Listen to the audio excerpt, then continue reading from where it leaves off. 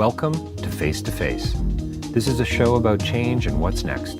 It's a show that asks questions and peels back the layers of our average everyday experience and goes beyond scratching the surface.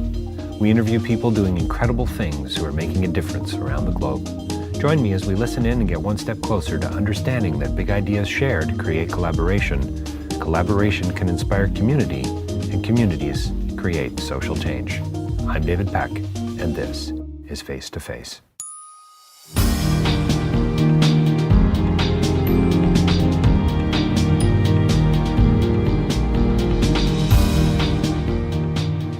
So today's interview is with, like many of my guests, somebody who's a friend of mine. She lives in our community. Her name's Knoll. She's the executive director of the Oak Park Neighbourhood Center. She's been working in this sector for about 15 years, and what she really is, fundamentally, at the end of the day, really all about is building community. You're going to learn about the nonprofit sector.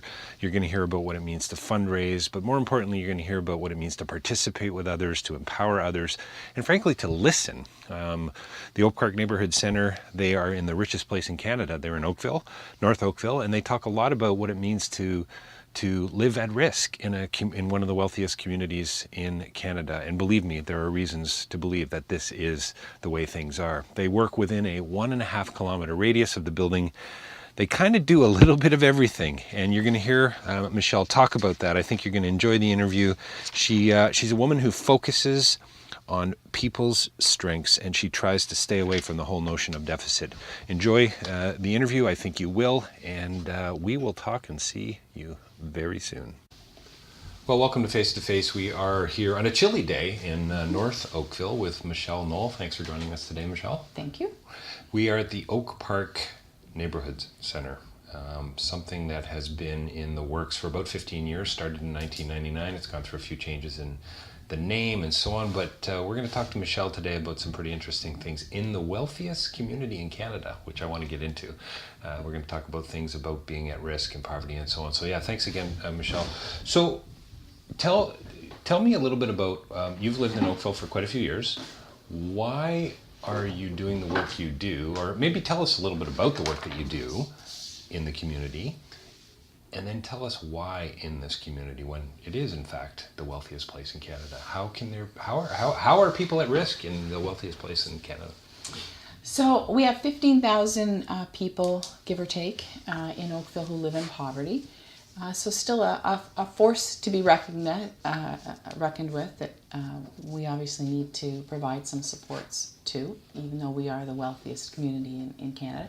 And, you know, I feel that if we can't solve some of the major issues of poverty in Oakville, being the wealthiest community, then we can't do it anywhere.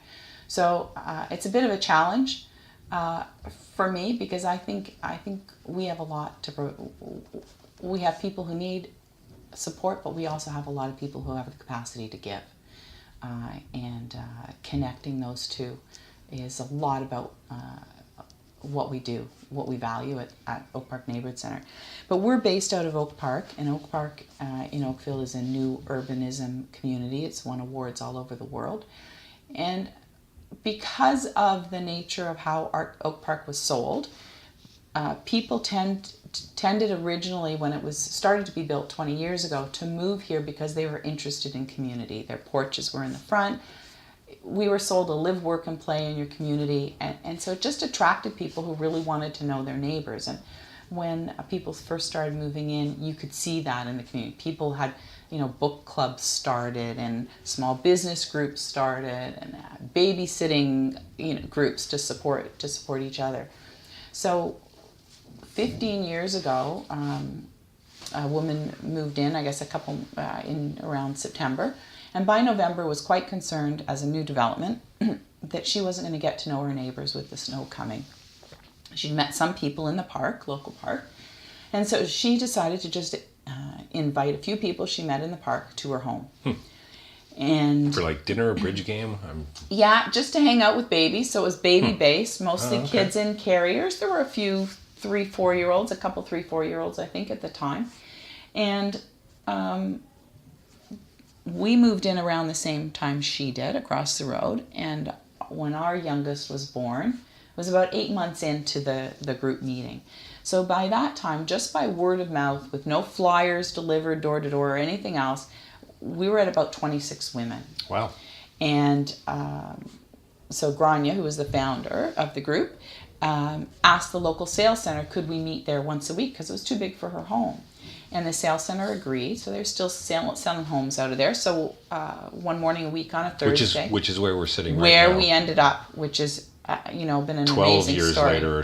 We'll get into this story. We're sitting on the second floor that used to be an empty Walk-up space, basically. Thing, Yeah. So it's for people who know the whole story and were there at the beginning, to be back in this building. Yeah, it's such a great metaphor, a great story. It's really right? cool. Yeah, a great symbol, but also a real success story, right? Yeah. So you went from, the definition of grassroots, really. Absolutely. Yeah, across the road. There's so many great bits of business to that, and things have really changed too in the community as well, and about to change again, because there's been some new zoning basically that has just shifted. So a ton of construction is happening in this area as well. So is that going to change how you engage as well? Do you think? It's changing us now. So from the very beginning, we were based on someone who lives in the community, not a government funder, not another funder, said, we have a need. Let's figure it out. Let's figure out within our own community. And we continue to do that. We've been really, really lucky that we've had that flexibility. So as the community changed, we've changed. And as we started with the largest concentration of children in Halton, 0 to 6-year-olds, we had 4,000 children. Those children grew. 4,000 children at risk? 4,000 children age 0 to 6 in a fairly concentrated area with no services. I see. And that's why the group was so successful. We had a lot of people with kids that age. Right. With nothing to go to. And so within walking distance, all those things, because we're such a dense community, we've got, within a 1.5 kilometer radius, we're now at about 5,000 homes, and we'll be at closer to 7,000 homes in the next year or two. So those kids are youth now. So as they grew older, we were lucky. We got a little bit of funding to do an after-school program to support those kids. So as our community has changed, certainly our demographics are changing. The housing stock in North Oakville is not the mansions of South Oakville. There's smaller condos, stacked townhouses, and so we're finding a lot more single moms, a lot more families who are close to the line in terms of making ends meet at the end of every month, besides between paying housing costs and providing for their families. What does it mean to make ends meet in Oakville? So I guess we know each other. You know the work I do. A lot of it is international, but I'm doing a lot more work in Canada and globally as well. And I'm always trying to get a sense for what poverty actually means. And there's different distinctions. There's relative. There's extreme. Right. There's moderate poverty. What does it mean to be? It's a variety of ways of answering that. What does it mean to be at risk in Oakville? What does it mean to be a poor person in this part of the world? We just did a conference at Humber College on getting beyond economic indicators. So poverty is not about just money, right? It's got to be way more holistic than that, it seems to me. Well, so when I say there's around 15,000 people living in poverty in Oakville, that's based on the low-income cutoff. So same cutoff that everybody else is using across the province. Up until August of this year, for instance, there was a woman living nearby out of her car with her 5 children. That happens here. It's hard to find, right? Sometimes a teacher notices something suspicious, or a principal. Right. So certainly there are people living out of their cars in Oakville. Because above Dundas we have a lot of farmland, we also have a transient population up there as the weather gets nice. So we have a number of individuals who would be referred to as street people, who are living in the barns up there. You'll see them come down to, access grocery stores and services and stuff where they can. But it's a great place to live. It's the, trip to the country for the summer kind of thing. Yeah, sure. Rather than the cold street corner. We also, I found recently a real growing number of mainly men, but some women middle-aged with debilitating mental health challenges. So we're seeing more rooming houses pop up. Now this is new for Oakville, and we're all on a quick learning curve to figure out, how do I support a gentleman who maybe doesn't smell great and may look a little scary to my mums who are in here with their 2-year-olds, and he's dying to just pinch their cheeks and chat with them. Sure. How do we serve both populations here and make sure that they know this is it's a welcoming, safe place for everybody in the neighborhood? So you've been here 15 years, executive director. It's changed name a couple of times. You work mostly with women and kids, providing school lessons, tutoring, dance classes, YMCA. I mean, there's so many different levels you're connected to. And then, and just lately, some of our conversations have focused around how you've kind of shifted a little bit into this whole idea, this 1.5 kilometer radius. So could you tell me a little bit about how things maybe have changed a bit in the last 15 years, and where you're seeing most of maybe the needs, but also how you're, having more of an impact today? We really paused a couple of years ago, because you just can't do everything, right? Exactly. When someone walks in the door and needs help, you want to help. Which is exactly why, I mean, as I teach at Humber College and students and so on, and people you talk to, and you say, why isn't it this person motivated? And a lot of times it's like, well, where do I plug in? There's so much. How do I, it's overwhelming, right? You hear that a lot, right? It is. And realizing you can't do everything is a good place to start. So we still do everything. But what we did was we said, so we'll only do it within a 1.5 kilometers, which made our strategic planner crazy, right? No, you can't do everything. We've narrowed what we do. We've really targeted in on, we spent a lot of time looking at, why do we do what we do? Why is it important? Are we sure it's important? Do studies back up what we say? Sure. Yeah. We want to know we're making a difference. And so we came down to the 3 words: support, connect, contribute.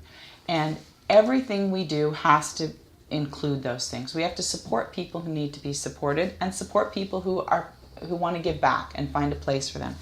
Provide opportunities for contributing, because that's what we've lost, that sense of neighborhood where it's give and take. We support, we help each other, and we have chances to give back. And then did I say connect? Support, connect, contribute. And contribute. And the connecting pieces, we want to make, with a 2-year-old, that's learning how to share. With a youth, we're looking at going to the senior centers. We're building, doing tulips in shelters, things like that. So we're trying to show people what being neighborhood is again. And so when we narrow it down to that support, connect, contribute, it makes it really easy for us to say, that's not a match for our center. And so we look at things. Someone comes in and says, I'm really missing my culture and I would like to run a Polish mums and tots drop-in program. Okay. Do you have 2 or 3 friends that feel the same way?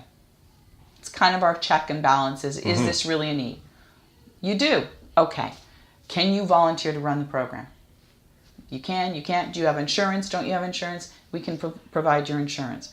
We can provide some staff support to help you with our experience, how you get a program off the ground and what works and what doesn't work. Do we have the space to provide you with? And that's really what we look at. So we're not increasing our overhead limit, a limited increase in, let's say, hydro and gas and union gas, and then our paper towels and stuff. But it's limited. We can absorb that based on the support from our local community and the ladies who can chip in a toonie at the front desk. So that's how we've said, what's our capacity? And using our volunteer base is a big part of that. Yeah. So we as a staff, as an ED, lead staff, we're not the experts here. We're providing some support. We're providing some facilitation to allow the community to meet its own needs. Yeah, you're creating a space, really. I mean, literal space in a former tribute home presentation center, which is awesome. But you're also creating that metaphorical space, the intellectual space, the creative space for people to do what they feel needs to be done in the community. You're empowering your neighbors. It's interesting that you said that, because in the process of looking at, when you go through strategic planning, what do we think we should be doing? Which programs still fit within that, which doesn't? And we kind of had this aha moment where we went, the building is the message, right? It doesn't matter what we do in here.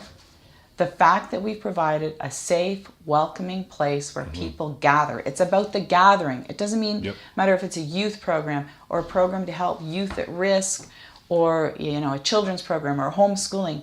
It's the point that we've taught people how to connect with each other. So when you bring people together, they start to look at their similarities instead of their differences. And the other focus is that people start to look at their assets, the possibilities, the hope versus their deficits. We don't focus on deficits. Great. So when someone walks in this building, it's not stigmatizing. Nobody goes, oh, they're coming in for the food bank, or they're coming in for counseling because they're struggling, or the women's support group, or they need food so they're using the community garden that we've set up. No, you could be coming in here for a dance class, for Girl Guides, for Scouts, you name it. There's lots of stuff we do that supports people who are struggling, but there's also lots of things that we do that's just a normal thing to do a community. When's the Magic Club starting here? That's what I want to know. Don't say things like that to me. You know that. Pull out your date book. That's right. Let's go. Let's get him. We just had a kid. My son Spencer did his first magic show last night at Cub Scouts locally. It wasn't here? It wasn't here. They meet at Catholic school down the street. Yeah. You know what? We have a local kid. You probably know him. Thinks outside the box. Those are the kids I love, right? Yeah, we want to make sure those kids feel welcome. Sometimes, the community say those are the loser kids. We are happy to have all those crazy kids here. We love, getting some fire under some of those great ideas they have. So we've got a local young primary school child who loves to DJ. Oh, that's great. Right? We brought him in here. We said, you know what? Come run a program over the summer. Let's, people look at you as somebody who's different. Yeah. We want to celebrate your difference. This is amazing that you have.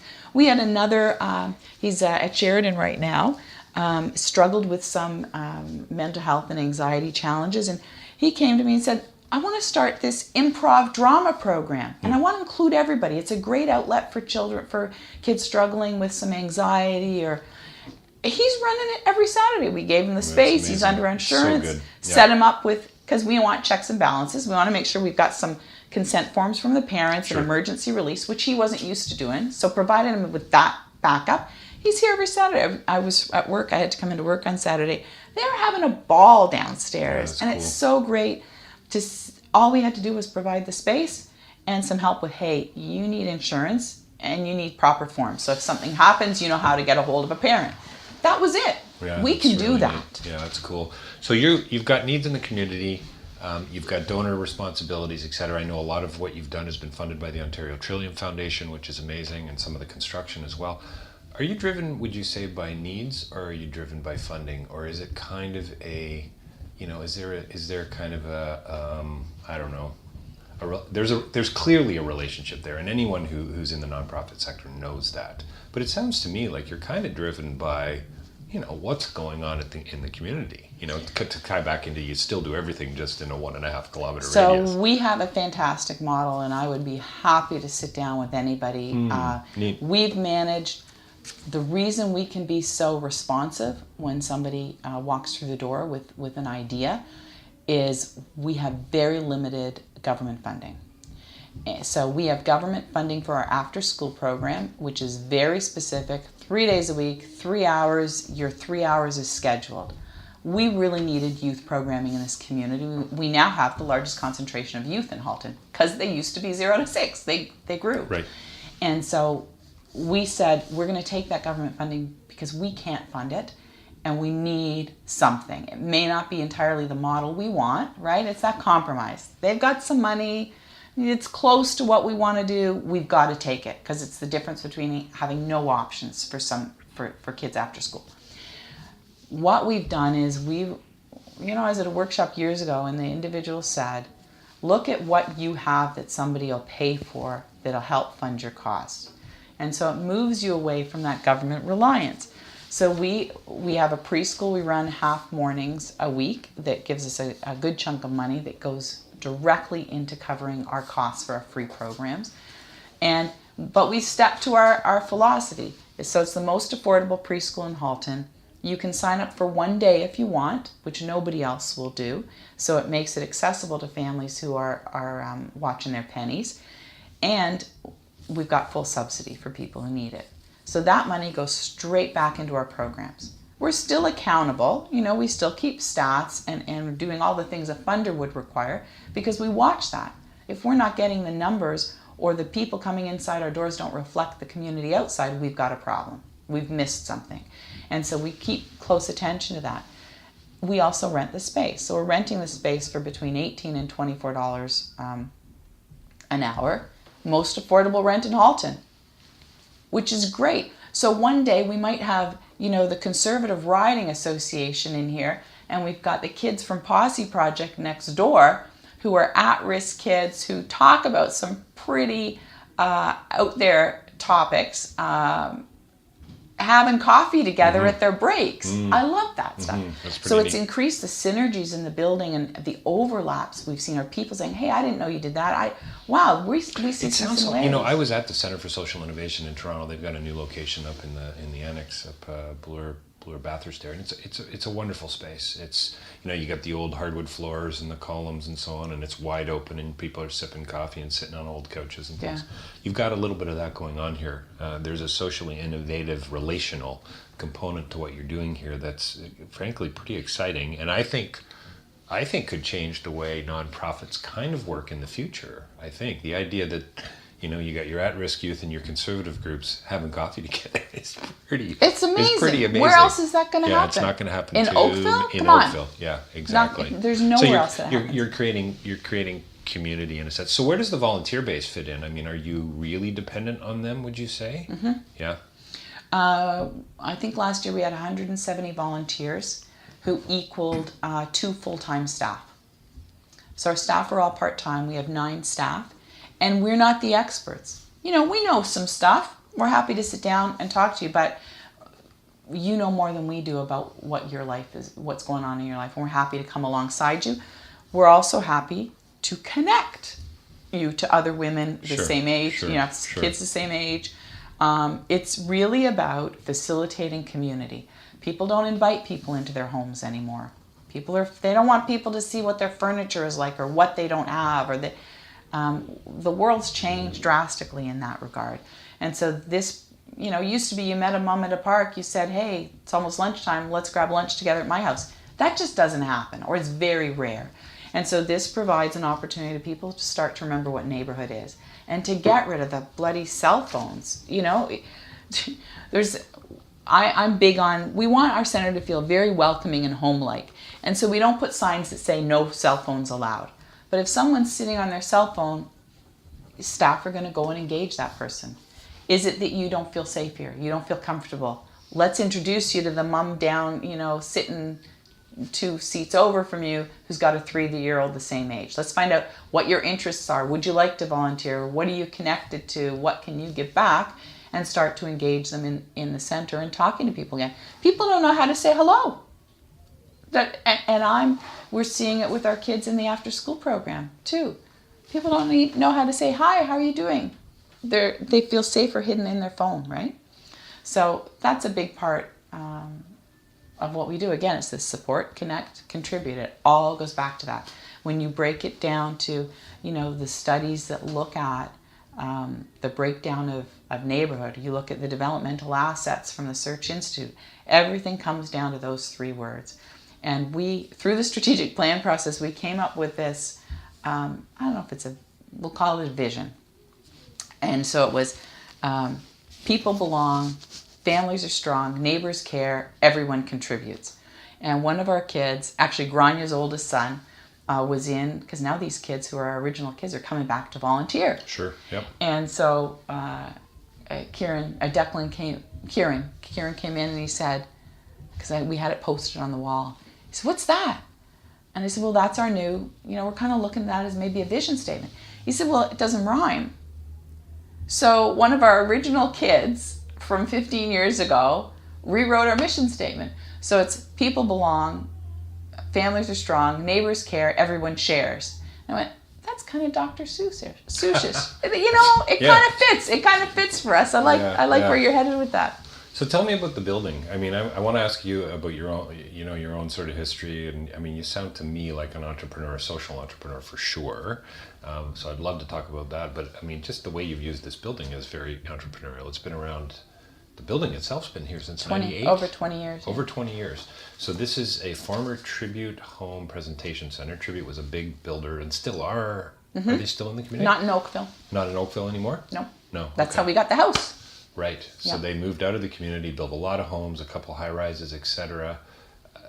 How did this all come about? I mean, tell me about the square footage and how you funded it and so on. I think we're just over 3,000 square feet now. I can't remember what it started with. 24? That's something like that. So Tribute was getting ready to leave the community, and we had met here for years. Right. We had they changed them. They were selling condos and stuff. They just kind of gave you a room to sort of meet in, sort of? Was that No, we just met in a general big room. But then when they were getting ready to start selling the condos, it turned to glass tables and stuff. It wasn't suitable for us to meet anymore. We got a bit of funding, and we're in a strip plaza for, I think, 6 or 7 years. Okay. So we got the call, we're leaving, do you want the building? I don't know, buying a building, we're a small agency. Even now, our budget's around $200,000 a year, and $60,000 of that is an in-out through the hydro and gas bills that we pay. So we're really $140,000. And we're serving, close to 600 families a year. So we went, I don't know, owning your own building. So first, we kind of put it out to the community. We don't have any money to buy this building. How do we do this? First, structural engineer. This is a model home. Is it even plausible? And then, we had a planner. Trillium provided us with, I think about $180,000, I want to say, to do the renovations. This thing involved sidewalks, landscaping, zoning changes, hydro being brought under the ground. Quite a bit of electrical work, I've heard. It was a lot of electrical work. Thank you, David, and your team. You know what? People just stepped forward, and there's so many stories around the building and the puzzle pieces that just naturally came together that made it happen. And you know what? I'm a Christian, so for me, it all goes back to it was just a perfectly orchestrated plan that no one person could have put together. Looking back on it, it was honestly, never mind 3 steps forward, 1 step back. It was like 25 back, I don't know. There were so many days where we went, if this one piece doesn't come together, the whole project stops. And, I don't know, how many electricians do we have in here? It was crazy. Yeah. Always any kind of renovation. Guys, Gentlemen's Walking Club down the street. Who knew there was a gentleman's club that walks to the pub every Thursday who committed their time through this whole process to, ripping up baseboards and putting them back on and painting. And, somebody knew somebody needed to tile. We didn't have a tiler. Somebody knew somebody. And those things just kept happening. And what I realized, because we've had a number of agencies meet with me to say, we want to buy our own building. Of course, it's a nonprofit's dream. Your money is going straight into something you own. And what I realized in saying it to them is we had incredible community capacity that when we said, this is a dream, can we pull it off? Other people said, we're up for the challenge, and we're going to pull in our friends because we believe in what you do. And the possibilities that we see in the building and the need. And that's how it came together. And we had 180 from Trillium. I think and then another 80 or so for the second floor. We've probably easily put $700,000 into this building through donations, in kind. Volunteer hours, all those kinds of things, So a non-negotiable for our building was it had to feel welcoming and home. 40% of the people we serve live below the poverty line. In Oakville, about 8% of the people in Oakville live below the poverty line. So we're getting numbers that no other agency is. And then 60% of the people who we support weren't born in Canada. So we felt we did something right over at the plaza that people felt comfortable. They felt at home. They felt welcome. It didn't feel lawyer's office, institutional, cold, daycare. Not that daycares can't be friendly, but you know what? Mm-hmm. Yeah, I think and I know what you we mean. think that's why we've done so well on our attracting people who don't typically go to a community center. So we wanted to make sure in taking over the building, it still had that home feeling. Well, it looks like a big home from outside anyway. It really does. The location overheard- is stellar. It really is crazy how you got that sort of the parkland around it, the trees. It's great. Spencer and I were on your ice rink this winter. I mean, it's And that pretty was crazy. a guy in the community who Yeah. said, "Can I build an ice rink?" So we had him build it on the town property, just outside our boundaries, Just so in it case wasn't somebody on our broke their neck. insurance, That's which pretty was funny. great. But it was fantastic to see, kids come out and just set up the hockey nets out front with their. Sure. We had a mom, dad, and 2 kids on the weekend. Just set up the hockey nets to play because we're a new urban community. We have limited backyards. But so I was in my office a couple of weeks ago, and Posse Project was here, and they're an amazing group that meets here on Tuesdays and go out into the ravines over the summer and meet kids where they're at. So they're at their coffee break, and I hear this conversation. So what is this place anyway? And one guy said, well, it's a community center. And another person said, well, it's not like any community center I've ever seen. And I'm thinking, I wish I could record this. Yeah, that's too bad. That's the kind of stuff you want And on then camera. Yeah. somebody said, well, you know what? It just looked like a house. And I was really nervous because I thought, well, I'm not going to talk in somebody's personal home about my, personal issues I'm going through as a kid. Sure. And then I walked through the front door and it felt like home. Like, this is no community center. And I went, wow, this is, and you can't really go, hey, I'm listening in. Could we just rewind? Can we and on that? Yeah. But that was, little stuff keeps you going, right? If you're in a nonprofit, there's stuff that brings you down. Yeah, great story. But I thought that's exactly what we want. So how have you fostered this entrepreneurial side? I mean, it's innovative. Talk about recycle and reuse, right? It's really quite marvelous. I mean, what would they have done with this space? Would they have tore it 4 down? townhouses. Oh, that was the plan. Yeah, Oh, okay. 4 townhouses. So the beauty of that is when we rezoned, we kept our residential zoning. So let's say we completely mess up and do something, we spend all our money and we're bankrupt. We sell this property, it's worth $1.3 million. Holy cow. Mm-hmm. So, we've got a mortgage of about $400,000. We paid off some of it. But it's a good financial position to be in. And again, we had amazing financial planners drop from the sky and said, can I help you? Yeah. Things like, at the time, people are saying, you need a pro forma report. I don't know what a pro forma report is. I'm meeting with this lady for coffee. I'm thinking I'm going to get her to help put our deposits in the bank once a week. And I said, what I really need is this pro forma report. And she said, yeah, I know how to do that. Nice. Who are you? Where did you come from, right? Yeah. And so we're in the whole thing, like I said, it couldn't have come together any better. And I think the big thing for us in terms of the innovation is we felt strongly every room had to be multi-use. So we use folding tables and chairs. Downstairs, everything's folding table and chairs. It can be a boardroom, it can be a dance class, it can be the venturers playing cards, it can be whatever it needs to be. So we've got that flexibility. Rooms aren't, this is the, this is the reading club room, or everything's multi-use. And so we get a lot of use, 9 to 9. All sorts of groups in the community use the building. The second floor, we really felt we needed, because of the large number of youth in our community, we felt we needed a safe place for them that needed to be comfortable. So the second floor, which we call the loft, it's got that, it's got the IKEA furniture and lots of soft seating so people can lay back and feel comfortable to share their stories and support each other. So, and we rent out the space, this is my office we're sitting in, but anybody can rent this at any time. Sure. I can grab a seat. Which is very anywhere. Center for Social Innovation in Toronto, and they're doing nothing but growing.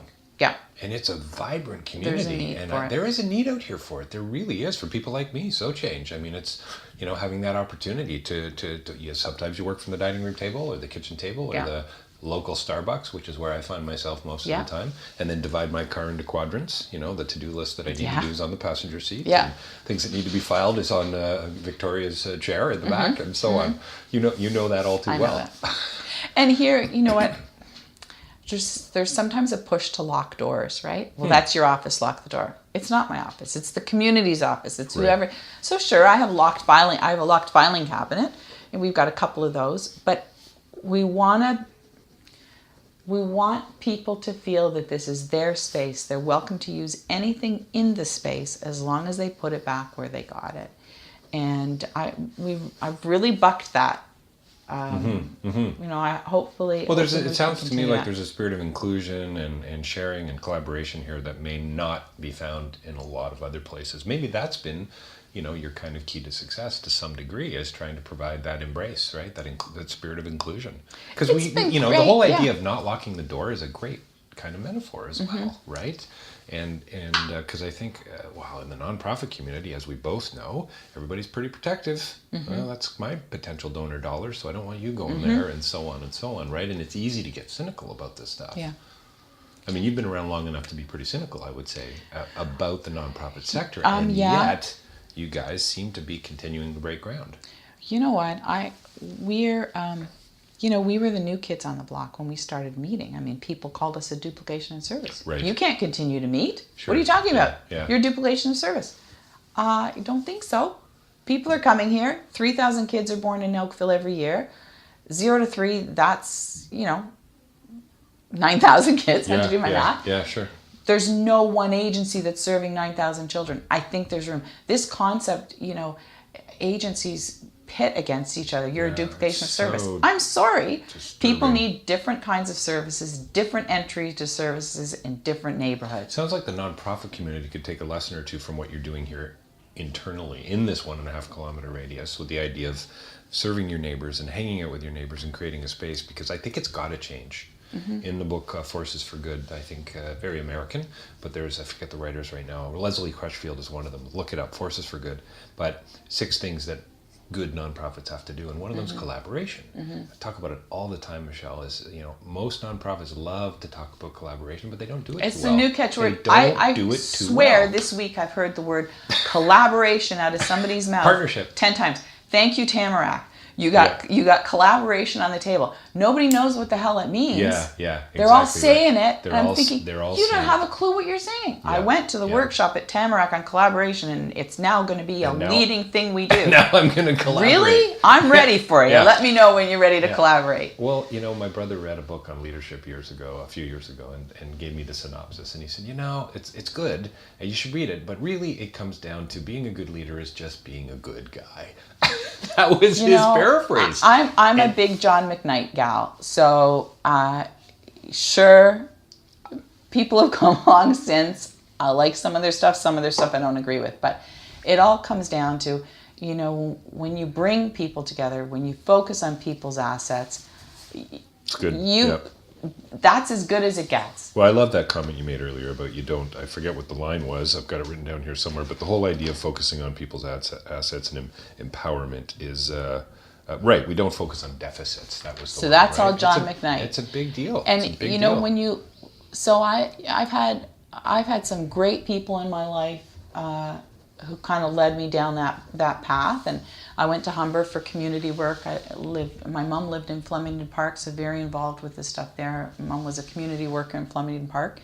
Learned some stuff there, and went to Humber for community work. Had some amazing instructors who really opened my mind. Got to do placements in Parkdale with Parkdale Legal. That's an experience. Incredible experience working with the lawyers there around landlord and tenant rights, and some time at St. Christopher House, and I ended up in Etobicoke, living there for a while, and there's an amazing place in Etobicoke called Lamp Health Services. Joe Leonard was the ED there at the time. He's since passed on, but he introduced me to a lot of stuff, including John McKnight, and then I ended up working at Community Living in Christian Horizons. And the parents hired me there at a place called ACL, which is, at the time, was kind of cutting edge, engaging people with developmental disabilities in the community. And worked with about 24 individuals there. But what was unique was that the parents hired me. The agencies paid me, but the parents hired me. Right. And the parents hired a mentor for me once a week. Amazing opportunity. And this lady met with me. Her first name was Linda. Can't remember her last name. And Linda met with me for coffee once a week. And she'd give me an article, sometimes John McKnight, sometimes individuals with a developmental disability who were writing some profound things about where they'd found themselves and how they'd been treated. And we'd chat over coffee. It was just an amazing opportunity. You know, we don't do that enough, where you know, established EDs meet with new EDs, or you know, look at succession plans and share, pass on some stuff. And oh, hey, imagine that they collaborate. That's essentially what they're creating community. They're in conversation, right? I mean, wow, what a great idea. So I've just had some great opportunities and had some amazing mentors. And so a lot of what happens here, it's based on the stuff I learned at LAMP with some amazing individuals. Joe Leonard's just one of them. Russ Ford's there now. And a lot of the things I believe also in came an earlier out of that. podcast, by the way. Oh, good, good. Yes, yeah. His wife Sheila would be an amazing podcast as well, up in Acton. Yeah, I'll just put thank you. a shout out for Sheila. And a lot of my beliefs, you know, came out of that. I mean, you change and grow as you go older, and you're introduced to things. And Oakville's a whole different, you know, comparing Flemingdon Park to Oakville, you know. But there's a lot of similarities, and I've been really lucky recently connecting with the Toronto Neighbourhood Association networks. So they all do what we do. We do here.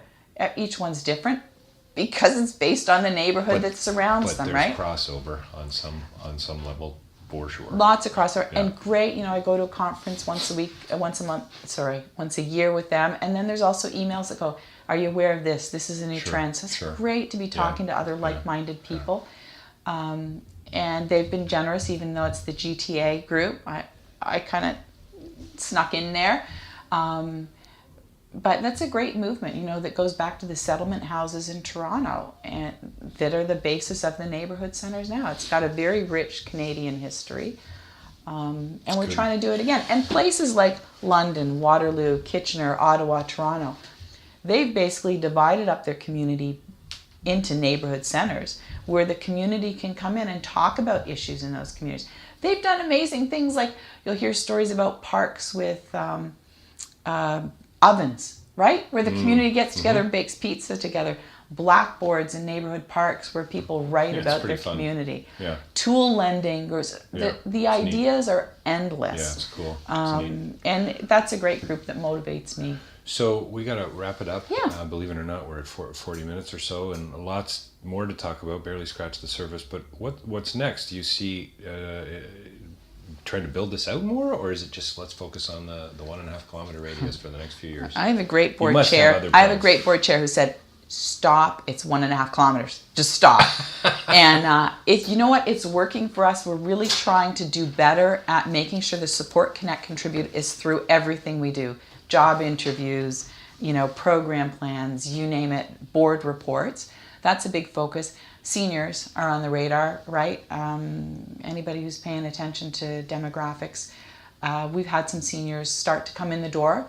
So we're looking at, we're really looking at, you know, just leveraging what we can do. We just formed a partnership with our local health center. They're coming in to do nutrition, anxiety groups. They just contacted me about another program. Forgot what it is. Chronic illness. So they're going to be because they don't have the space in their clinic, but we do. Right. Also really concerned about the number of people in Oakville without doctors. We just did a quick unscientific poll. 50% of our people using our center don't have a doctor. Wow, that's kind of crazy. That's a crazy stat. It is. And who else is asking that question? Not very many people, I wouldn't think. Haven't heard anybody else ask it. Wow. But we have a shortage of doctors in Oakville. Wow. So that's a concern for especially when we see a lot of our young people who are needing support, some mental health support, and our younger kids as well. So I think seniors is the thing. Huge new South Asian population. We've been really lucky. We've got about 5 regular ladies coming in who are helping us with that and have engaged. They've all become volunteers. Well, I think you probably agree, Michelle, there's no shortage of goodwill and there's no shortage of opportunity in this kind of a field. Absolutely. Yeah. Well, thanks for joining us today, and maybe we'll do part 2 in the near future. All right. Thanks for coming to chat.